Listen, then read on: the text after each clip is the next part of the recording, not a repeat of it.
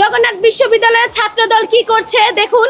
একজন আপু যিনি কিনা 14 ব্যাচের শিক্ষার্থী আইন বিভাগের জগন্নাথ বিশ্ববিদ্যালয়, তাকে জামায়াত কর্মী বলে, সোজাসুজি শুনুন, উনি হিজাব পরে, এই জন্যই তাকে জামায়াত কর্মী বলে তাকে পুলিশে ধরাই দিয়েছে। এভাবে জগন্নাথ বিশ্ববিদ্যালয়ের ছাত্রদল মুখে বলে আমরা নারীদের নিরাপত্তা নিশ্চিত করব, ক্যাম্পাসগুলো হবে নারীদের জন্য নিরাপদ, কিন্তু তারা কি করছে? তারা একজন 14 বছর আপুকে হেনস্থা করে পুলিশে ধরাই দিয়েছে। শুধু তাই নয়, যখন গত 30শে ডিসেম্বর আমাদের যশোর নির্বাচন অনুষ্ঠিত হওয়ার কথা ছিল, তখন আমি যখন নারায়ে তাকবীর আল্লাহু আকবার স্লোগান দিয়েছিলাম, আমি যখন বিশ্বাস করি এটা ইনসাফের স্লোগান, শহীদ ওসমান বিন হাদি আমাকে শিখিয়েছিলেন, যেখানে বেইনসাফ দেখবা শান্তা, নারায়ে তাকবীর আল্লাহু আকবার স্লোগান দিবা, আমি সেই স্লোগান দিয়েছিলাম। বিপরীতে তারা কি করেছিল? মাইক টেনে নিয়েছিল। শুধু মাইক টেনে নিয়ে যদি তারা ক্ষান্ত থাকতো, তারা ক্ষান্ত থাকে নাই। তারা নারায়ে তাকবীর আল্লাহু আকবারের মতন একটা মহান স্লোগানের বিপরীতে ভুয়া ভুয়া স্লোগান দিয়েছিল। বাংলাদেশের প্রতিটি জনতা, সচেতন জনতা, ধর্মপ্রাণ মুসলিমরা কিন্তু এটা দেখেছে। এবং শুধু তাই নয়, জগন্নাথ বিশ্ববিদ্যালয় ছাত্র দলের যিনি সদস্য সচিব হচ্ছে আরিফিন কি বলে শামসুল আরিফিন ভাই, উনি এর আগেও কিন্তু নারী শিক্ষার্থীদের হিজাব মন্তব্যে, হিজাব নিয়ে কুরুচিপূর্ণ মন্তব্য করে সমালোচনার শিকার হয়েছিলেন। এইভাবে বারবার হিজাব পড়ুয়া নারীদের জগন্নাথ বিশ্ববিদ্যালয় ছাত্র দল হেনস্থা করছে। আমি হেনস্থার শিকার হয়েছি, আমি জুলুমের শিকার হয়েছি। সেই দিন আমার হাত থেকে মাইক টেনে নেওয়ার পর আমি চুপ ছিলাম, কিন্তু যারা যখন নারায়ে তাকবীর আল্লাহু আকবার স্লোগানের বিপরীতে ভুয়া ভুয়া স্লোগান দিয়েছিল, আমি কিন্তু তেড়ে গিয়েছিলাম। এবং তারা বলতে চাইছে আমি কিন্তু বিশৃঙ্খল ছিল। তারা আমাকেও জামায়াত কর্মী এবং শিবির ট্যাগ দিতে চাইছে। শিবির ট্যাগ, জামায়াত ট্যাগ, বাংলাদেশের কোন জনগণ এখন এগুলো খায় না। আপনারা বুঝেন, আপনারা জগন্নাথ বিশ্ববিদ্যালয়ের নারী শিক্ষার্থীদের এভাবে হেনস্থা করতেছেন।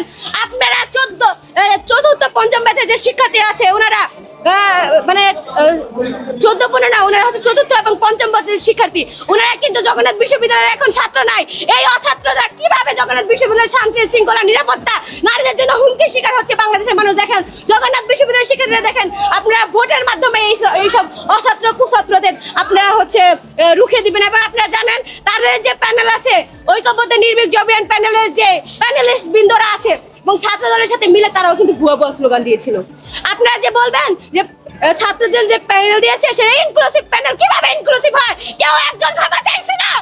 নারায়ে তাকবীর আল্লাহু আকবার বিপরীতে ভুয়া ভুয়া স্লোগান দেওয়ার পরে কেউ ক্ষমা চাইল? খাদিজুল কুবরা আপু, যারা আমি খুব ভালোবাসি, শ্রদ্ধা করি, উনি হচ্ছে গত আওয়ামী লীগ আমলে উনি কিন্তু 15 মাস জেলে ছিল। উনি কিন্তু নিজে থেকে শেখাচ্ছিল, উনি কিন্তু নিজেই জুলুমে শেখাচ্ছিল।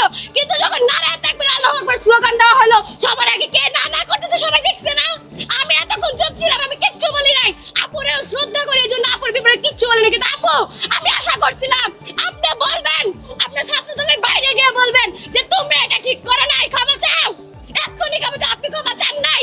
আপু, আমি কষ্ট পাচ্ছি যখন আমাদের 14 বছরের আপুকে জামায়াত কর্মী, হিজাব পরার কারণে জামায়াত কর্মী বলে পুলিশের কাছে ধরে দেয়। আপু, আপনি এসে দাঁড়ালেন না, আপনি আমার বাসায় এসে দাঁড়ালেন না। আমি আশা করছিলাম আপনারা দাঁড়াইবেন, অন্তত আপনি দাঁড়াইবেন, কিন্তু আপনি দাঁড়ালেন না। দাঁড়ান নাই, ঠিক আছে, কিন্তু জগন্নাথ বিশ্ববিদ্যালয়ের শিক্ষার্থীরা এই অছাত্র কুছাত্রদের ভবিষ্যতে আপনার প্রতিহত করবেন। আজকে ব্যালট বিপ্লবের মাধ্যমে এদের এই অছাত্র কুছাত্রদের আমাদের ক্যাম্পাসের থেকে বিতাড়িত করবেন। যারা নারী শিক্ষার্থীদের নিরাপত্তা দিতে না, মুখে বলে দেয় যে আমরা নারী শিক্ষার্থীদের নিরাপত্তায় বিশ্বাসী, কিন্তু কাজের বেলা ঠান্ডা না টান। তারা নারী শিক্ষার্থী হিজাব করলেই বলে জামায়াত কর্মী, শিবির কর্মী, তারা হিজাব খুলতে বলে। এই ধরনের কার্যক্রম ভবিষ্যতে বাংলাদেশে যারাই করবে তাদের আমরা রুখে দিব। আর আমি আজকে হিজাব পরিস্থিতি থেকে আমাকে জামায়াত শিবির বলবেন, এত ট্যাগিং দেন না। আমি হিজাব যখন পড়তাম না, তখন থেকে বলেন নাই তুমি ওই করবি সেই করবি। আমি হিজাব পরে দেখে যদি আপনারা জামায়াত কর্মী বলেন, শিবির কর্মী বলেন, এই ট্যাগিং বাংলাদেশের কেউ খায় না, কেউ খায় না।